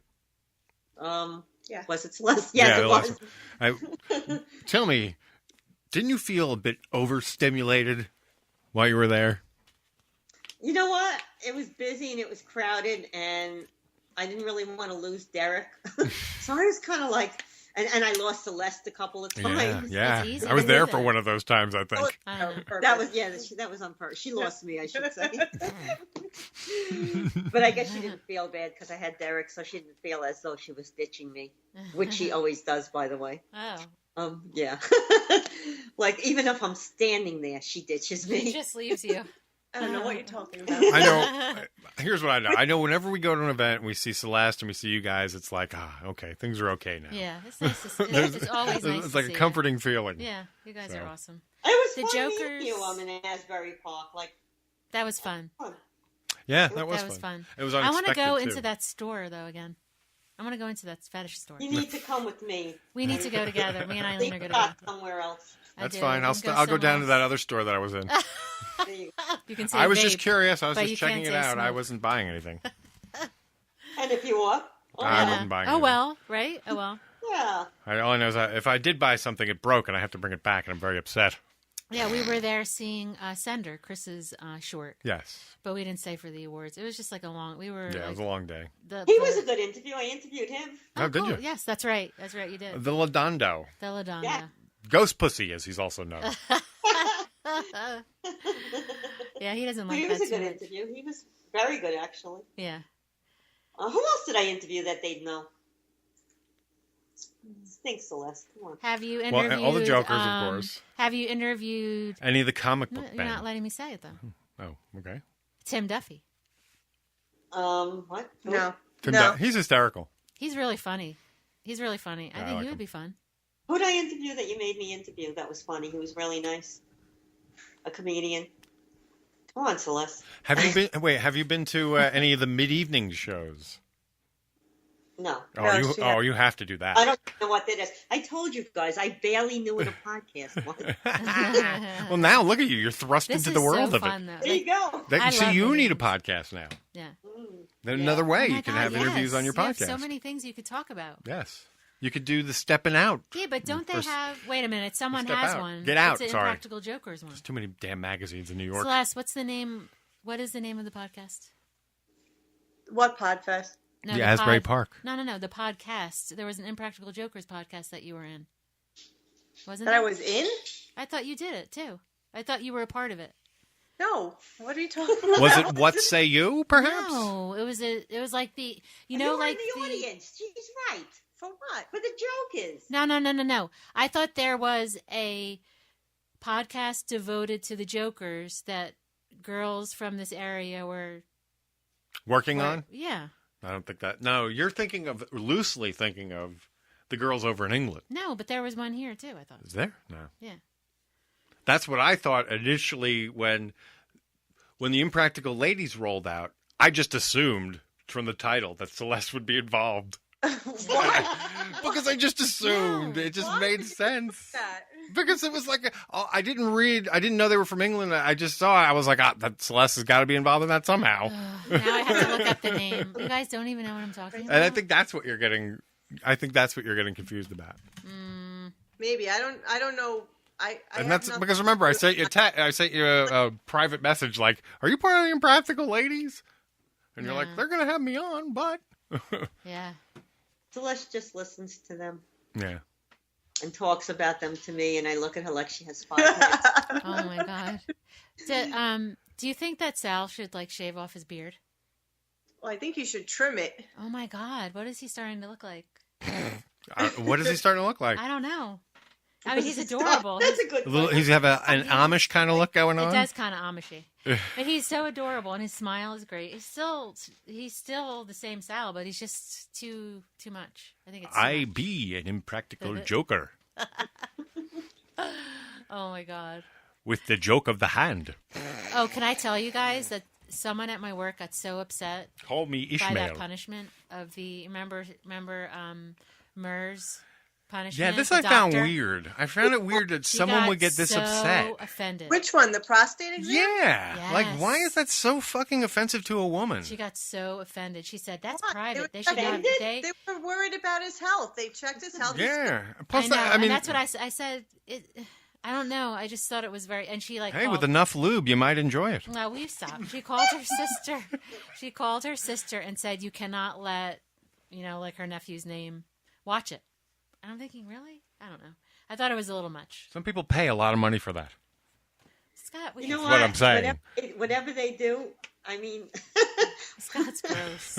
I actually went upstate this past weekend, And in the car, we watched the first season of The Jokers. Right. And they were so tame as compared to now, I think. I know. Like, they changed so much. Oh, yeah. Now, good way, but... Well, that's the way it has to Well, you know, it was funny because first they threw Murr out of a plane. Yeah. And then, like, a week later, they pierced his nipples. And I'm like, what's next? Are they just going to throw someone to a lion? I mean, where are we going here, folks? They kind of have. I mean, in different ways. Yeah, that's right. Didn't someone have to get a wallet back from a crocodile? Oh, yeah, that was cute. Or whatever it was. That was so funny. I think the worst was the elephant. Oh, the elephant poop? Yeah. Really? Yeah, I would rather like see Murr get his prostate checked. Yeah, I mean, given the opportunity, I think prostate is a far worse thing than having to sift through any poop. But if you're gonna have to sift through poop, like at least like elephant and horse poop is mostly hay. Ew. I mean, it really is. So you would rather sift through poop? Yeah, why than get a prostate exam? Because you ever see horse droppings like as they dry? No. Like on a road or street or whatever after a parade? It's just hay. It really is. So are you trying to say you'd rather sift through that poop than get a prostate exam? No, the other way around. Oh, you'd rather... Yeah, because I don't have to do anything with the prostate exam. I just have to sit there. Yeah, see, I just have to put my forearms on the table. I'd rather do that, too, because I don't have one now. Definitely. And breathe. And relax your breath. Relax your breath while someone That's the shoves shit their they hand say. up your Things like, butt. now relax now. Kind of breathe easy. I'm so glad that girls don't... Are you going to use your cock, Doc? Ew, what are you talking about? God. Why? That's my thing. Like, breathe easy. You know, why? What are you invading me with? You're going to use the whole fist? Oh, my It's only a finger, right? You know what? I'd still rather have a whole fist than sift through elephant shit. I think so, too. I love elephants, though, just not their shit. I wouldn't mind, like, petting one. I think I rode one once. Oh, my God, how cute. How hot is You that? actually Petting with a fucking... You actually with rode an elephant? one, but you never pet it? Yes, I rode one. Yeah, but how do you ride it and never pet it? Like, wouldn't you pet it first before you get Did he on? give you the trunk? No, they actually, they have, like, carnivals on Long Island, and you can ride elephants. Mm. Yeah. Oh, my God. You know what I find funniest about that? What? Rogue elephants. Oh, I don't find that. That's scary. Because they're running away from the abuse. No, usually they attack their trainers because they've Good. been abused. But you know what? There's a whole change now at the circus now. They're not yes. doing it anymore. And yes, in 2030 it'll be gone. It took long enough. Oh my Yeah, God. that's true. I hate going to the circus for that reason. I hate the circus. I know. I hate it. Actually, With it's- the whips and everything. Stop it. All right, this kind of tells you the impact that modern distribution, things like Netflix, has on the Social world. media, too. Social media. It's huge. Blackfish. Yes. That movie hit Netflix, and within a year, 2 years tops, a fucking SeaWorld is pulling... And you see, like, the SeaWorld Yeah, commercials. no more fucking... Yep. Hey, do tricks for us, No more whales, tricks. tortured whales. No more tricks. Yeah, that's true. Yep. Yeah. Social That's media not a has... bad thing. No, No. it's a wonderful thing. So, social media has really changing a lot of minds. Yeah. So Well, we've been going about an hour. This was a lot of fun. I've enjoyed it it as was well. a lot of fun. Thank you guys. Next time we'll have to get you guys like in the physical studio. It's more fun that way. Yeah, that would be a lot of Do fun. that. Yeah.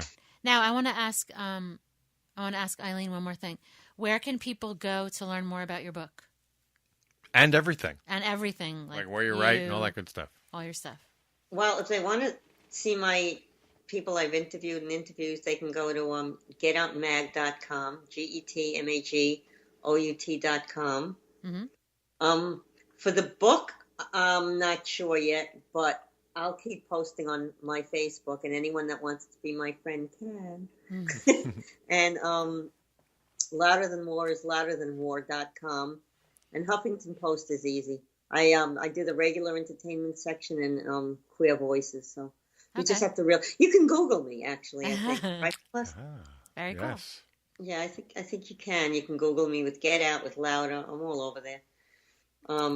Yeah, and when I interview you guys, you will be too. Yay! Yay! Hurrah! Yeah. Well, thank you guys for being on. And there you have Eileen Shapiro and Celeste.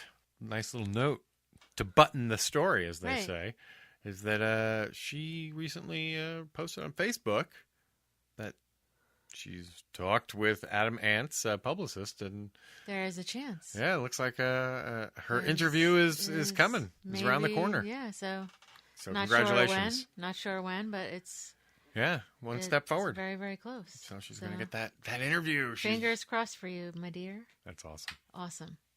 So happy for you. Yes, and that was a good interview, good time. It was really fun. So glad to sit down with them. Yeah. Funny girls. They're funny together. Indeed. They should have a podcast. Everybody should have a podcast. That's what I say. They should. I'm a podcast pusher. You are. The more podcasts, the better. Yep. Then, if everybody had a podcast, then they would... It's sort of like when you see people out there... there are, for lack of a better term, critics of, what we do, what other podcasters do. Right.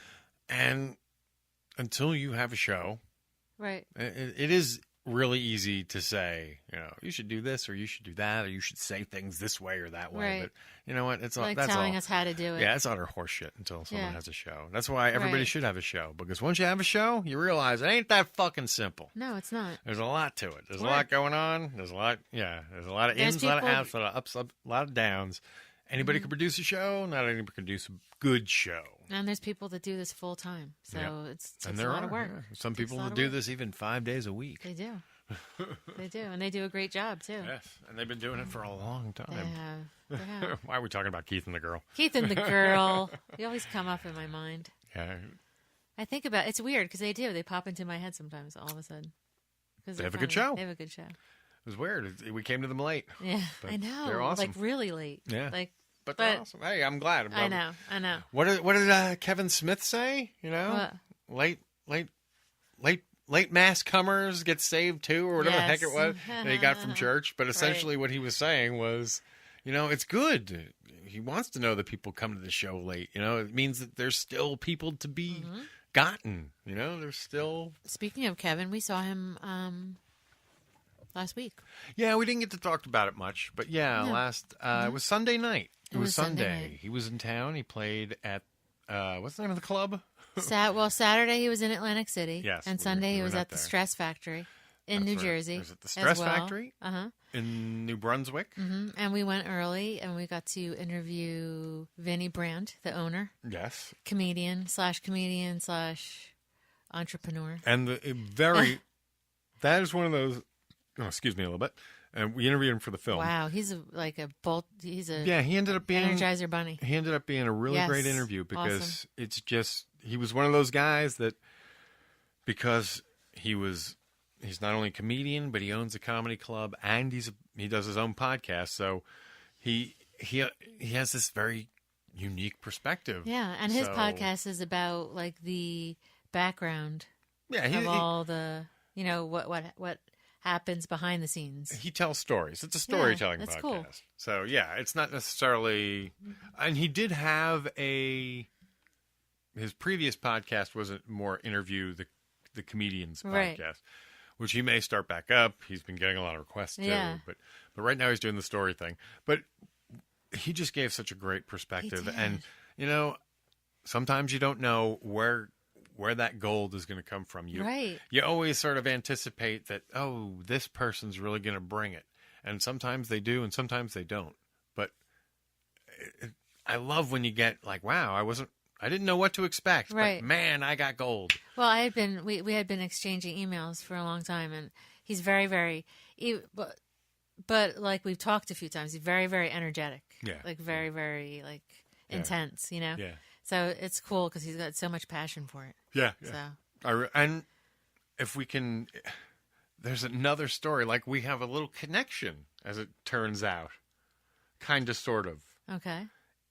The Paul McCartney thing. Oh yes, we do. Yeah. That was cool. Yes, the fact that we happened to mention, he mentioned Paul McCartney, Right. And then we mentioned the Colbert Show. Right. We may have another really nice interview for this film, so I can't Yeah. wait. Oh God, I think that's gonna be a good one. Yes. You know what I mean? That's like another like, wow, this is cool. Very cool. Yeah. Very cool. Something to look I'm forward sorry to do this whole like. I know. We're totally baiting the hook and not teasing you guys. Yeah, sorry guys. Oh, they love it. But you guys. It's just, we're trying to get back in the groove here, Right, folks. Teasing isn't a bad thing. It's fun. Yes. Everybody loves that. So yeah, that was an awesome night, and then Kevin performed for first he did his first show, which we were essentially interviewing. We were interviewing for the movie. Yeah, he did like the 7-ish show because it's not like 7. Yeah, I don't even know what time. And sometimes it's like if it's Kevin, it's like 8-ish. Yeah. So it's hard. It's like the start time is different for each show. Yeah, so he went. So he went a good long time on the first show. Yeah, he's such a talker. Ugh. Yeah. He was there with Malcolm. Was there? Malcolm was there. Was hanging out. Yeah. That was his travel buddy. Yeah, it was cool. So the first show ended. What time did the first show end? Oh boy. Okay, how about this? What time was the second show supposed to start? The second show they were supposed to let in at 9:15, but they didn't let in. I don't think until 10:30 or something. Was it 10:30? I think it was after. It was like close to. It was like so insane. No, because they sent an email out. Because I got an email. I didn't look at my email all night, but they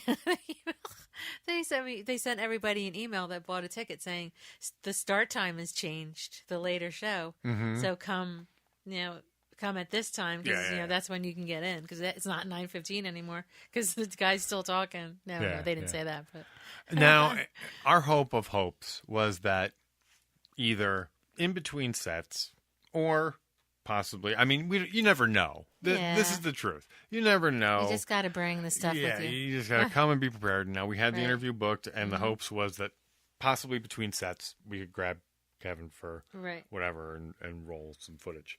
And it was not happening. But the guys got some B-roll, which is good. Yeah, we got plenty of B-roll. We got a great interview with Vinny. With Vinny, and we had our cameras, we had gear set up everywhere, and then we got to go sit for the show. Okay, and because it became, I was still holding out hope. I was probably the only one, and everyone else was like, "He's crazy." Right.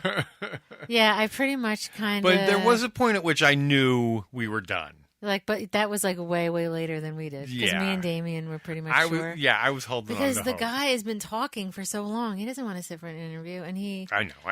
Yeah.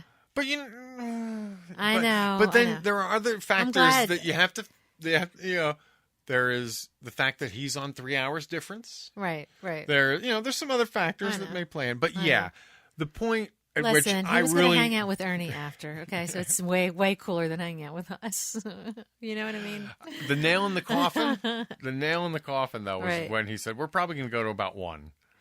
Damn. And everybody cheered. Yeah, and this was not even. This was not. No, I think it started at 10, 30.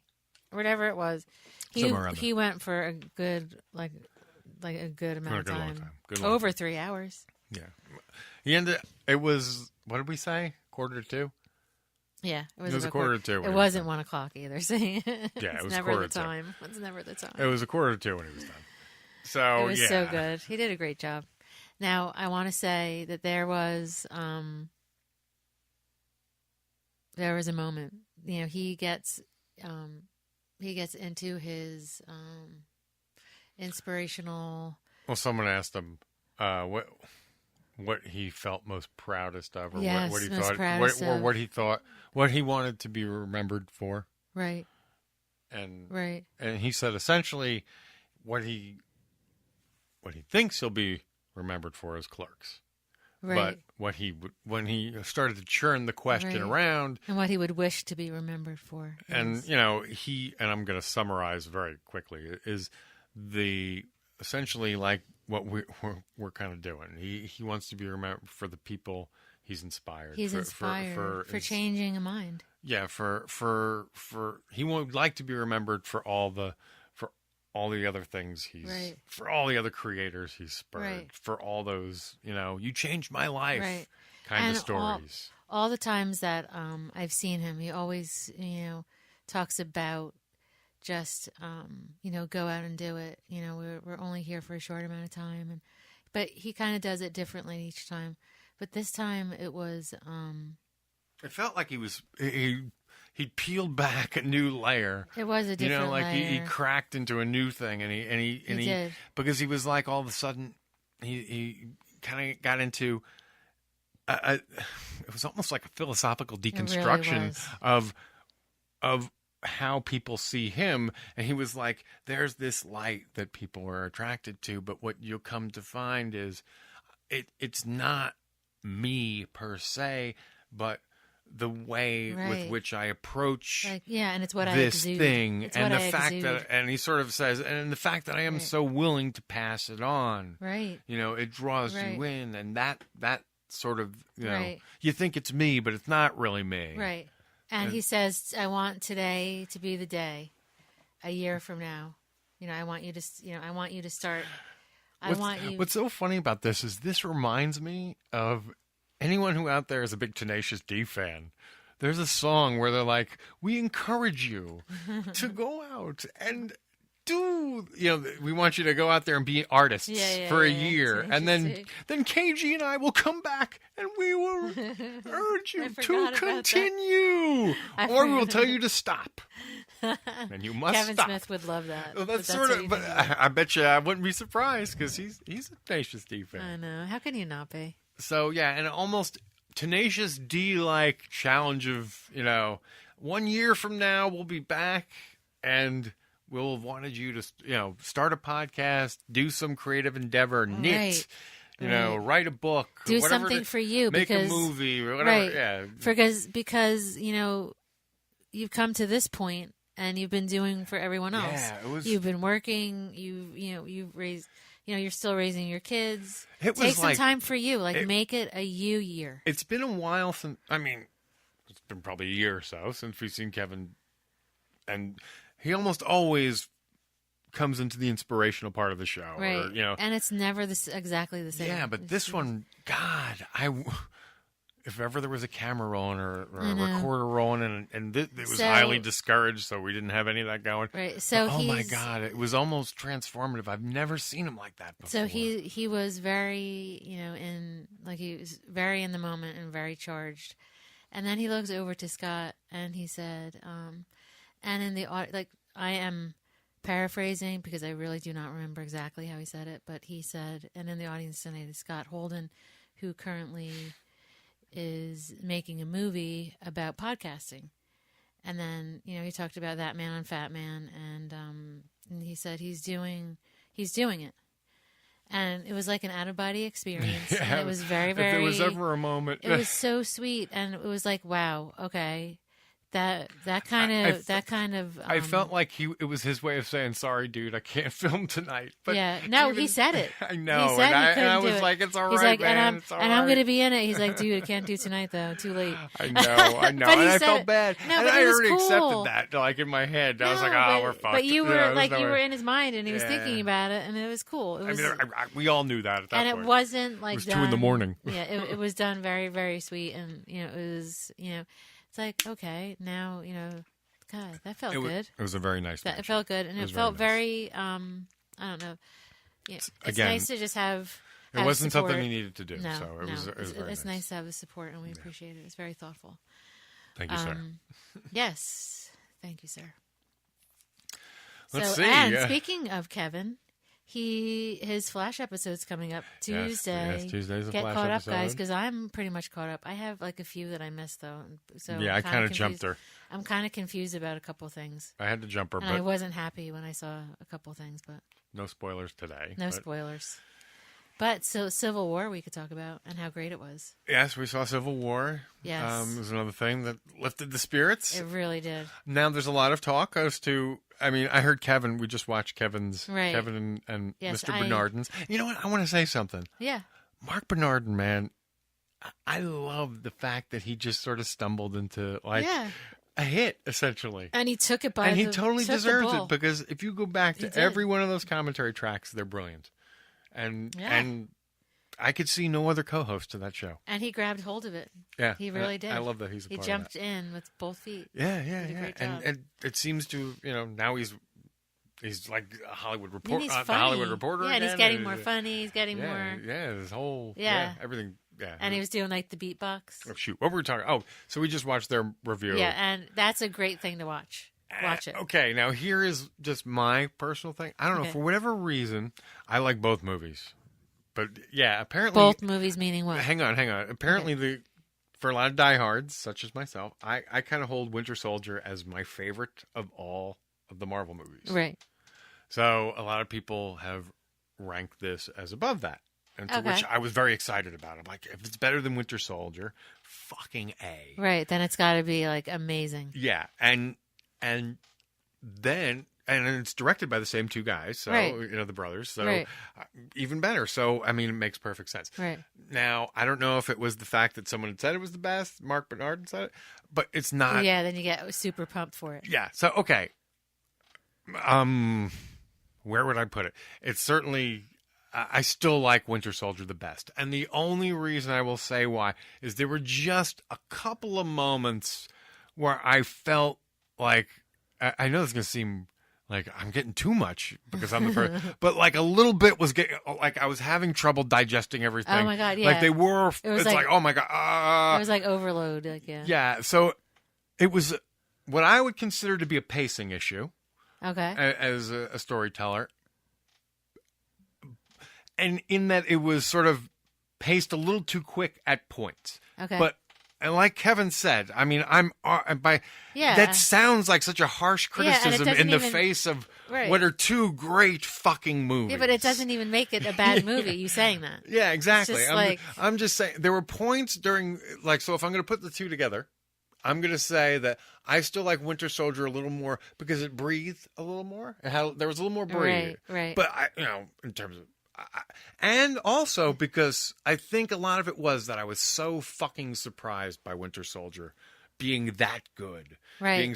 That was an awesome being movie. nothing that I expected and Right. everything that I loved. That elevator scene in that movie is like amazing. Yeah, a lot of that. I love that There was scene. so much great stuff in know. it. And it's espionage. Okay, so that's why I loved Winter Soldier. Right. So this just is like a notch down. Yeah, but it's so close. Yeah, though. we're so close. And It's so close. Yeah. So, like, ultimately, it's right up there. So, Yeah. I love it. I still love Winter Soldier just a little more. Only probably, like I said, because when I saw Winter Soldier, I didn't expect that, and boom. And I think Right. now, because I heard that this is, so my expectations were a little higher. Right. So, but at no point, I wasn't disappointed. I loved it. I mean, it did all the right things. Right. Are we doing spoilers or no?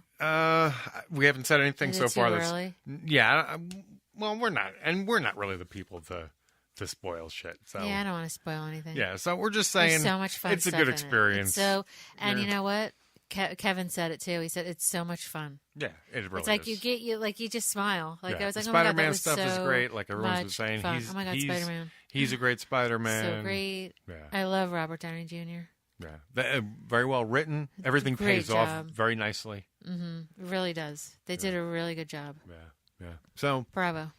even Kevin was like, I can't believe I didn't connect that What? until the end. But no, it'll make more sense after folks out there see it. So I'd like to see it again. Yes, me too. Yeah, so we'll have to plan on Probably that. Maybe because there was so much going on. Maybe on Mother's Day we'll go. That's a plan. Perchance. So yeah, there's Mother's Day. Very nice. Very plan. Nice plan.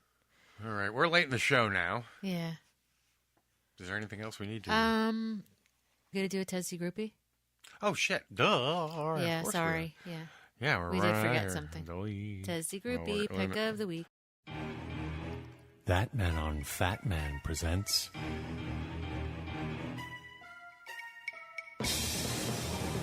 At Tesdy Groupies. Tell 'em Steve Dave. Pick of the week.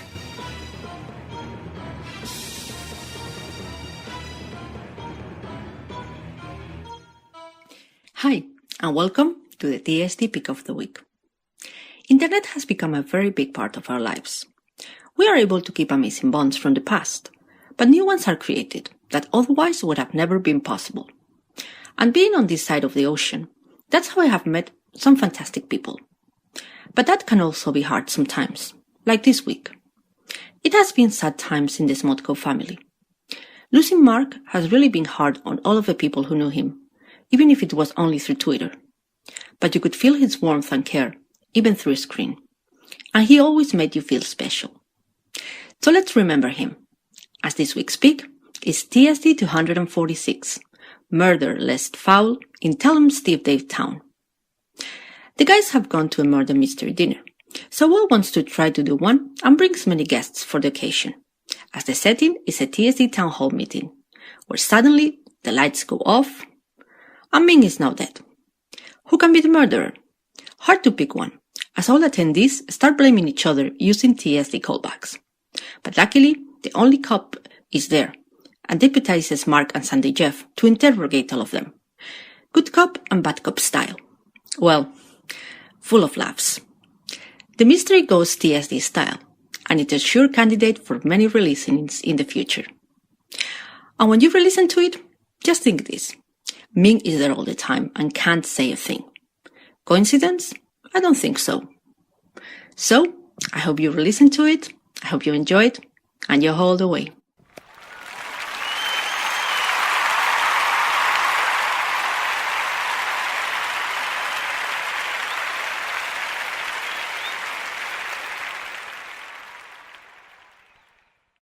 And there you go. Yes, at Tesdy Groupie. Yes. And you can find her over there on the Twitterverse. Yep. Doing her thing, working her magic, Doing and holding her court, Tesdy. and lots of Friend Fridays, or Follow Fridays. Yes. Sorry. Oh, is that what they're called? Yeah, Follow Fridays. FFs. I always thought they were Friend Fridays. Well, Same friend thing. is a word from, technically is a It's follower. Facebook word, and follow is a It's Twitter Faller. word. It's Faller Friday. So, all right. Well, I think we've about wrapped it up. Yeah, I think we've worn out our welcome to everybody. Yeah, next couple weeks should promise to be some decent shows. You guys are going to be happy. Yeah, I don't to want say the least. Again, I always hate saying names prior. No, we're not going to do that. We're not going to do that. Next 2 weeks should be some decent Yes. shows, and then in June, return of Education Andy as well. Very nice. Yes, and some other stuff coming up. So please don't go far.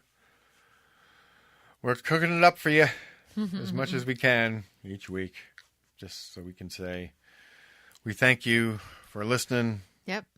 And if no one's told you that you're smart and good, we like to say we think you're smart and good. And see you next week. Bye, guys. Bye-bye. Bye.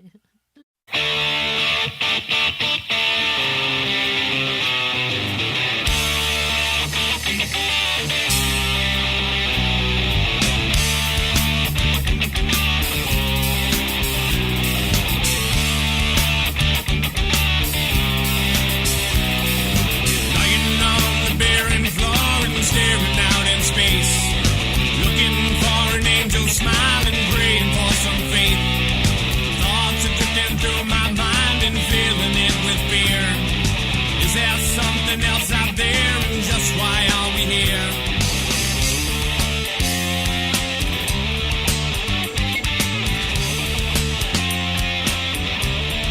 Then I see the world will turn and we must be its guide. Crazy dreams and nonsense schemes, dawn comes we must reply. Powers from our mother earth, they'll blow us to our knees. While our souls combined as one, come join us if you please, if you please.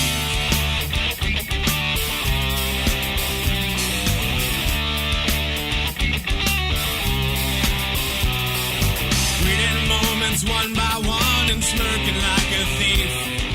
Sleeping through another night and deepening our peace. Genesis and matter's wake is coming from our sun. Living in this very moment, for this moment's done.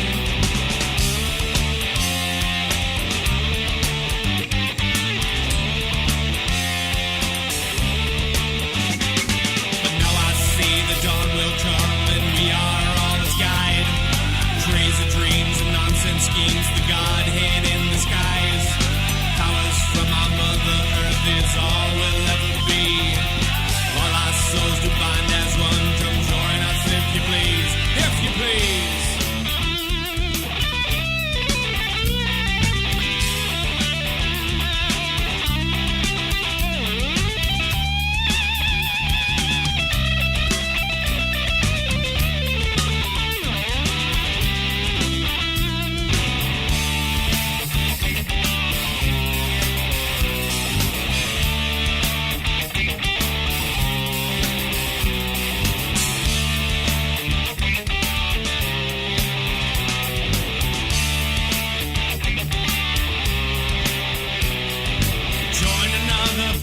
man's eyes we worship at our shrine.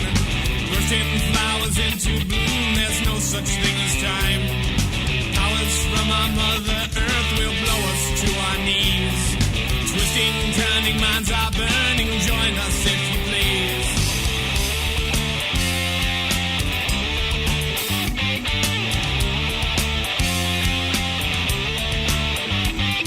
And now I see that I am just beginning its demise. Flashing bits of comic light that vanish from the skies. Powers from our Mother Earth is all we'll ever be. All our souls to bind as one. Come join us if you please. If you please. If you please. If you please.